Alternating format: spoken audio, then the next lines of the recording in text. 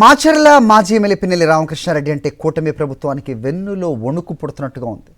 పిన్నెల్లి బయట ఉంటే పల్నాడులో కూటమి పప్పులు ఉడకవని అక్రమ కేసులు బనాయించి జైలుకు పంపింది.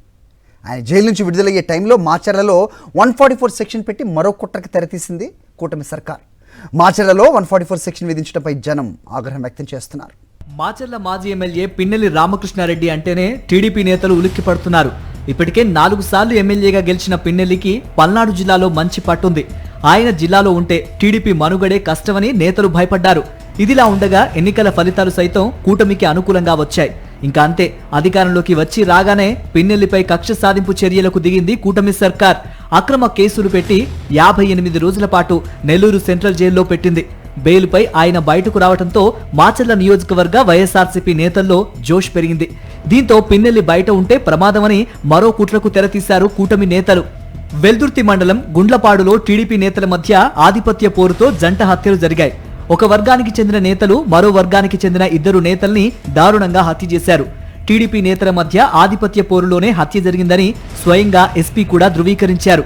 అయినా సరే మరోసారి పిన్నెల్లి రామకృష్ణారెడ్డిని జైలుకు పంపించాలన్న ఆలోచనతో కూటమి ప్రభుత్వం జంట హత్యల కేసులో పిన్నెల్లి రామకృష్ణారెడ్డి, ఆయన సోదరుడు వెంకట్రామిరెడ్డిలపై అక్రమ కేసు నమోదు చేశారు. పోలీసులను అడ్డం పెట్టుకుని కుట్ర చేసి జైలుకు పంపించింది. 98 రోజుల పాటు నెల్లూరు జైల్లో ఉన్న పిన్నెల్లికి గురజాల కోర్టు బెయిల్ మంజూరు చేసింది.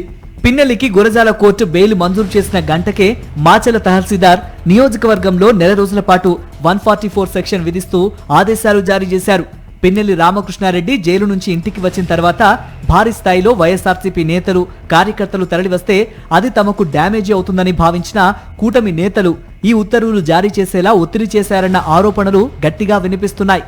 మాచర్లలో 144 సెక్షన్ విధించడంపై ప్రజలు తీవ్ర ఆగ్రహం వ్యక్తం చేస్తున్నారు. ఈ నెల 27న శ్రీరామనవమి, వారం రోజుల తర్వాత మాచర్ల చెన్నకేశవ స్వామి తిరునాళ్లున్నాయి. ఈ తిరునాళ్లకు రాష్ట్ర వ్యాప్తంగా భారీగా భక్తులు తరలివస్తారు. రథోత్సవం కూడా అత్యంత ఘనంగా జరుగుతుంది.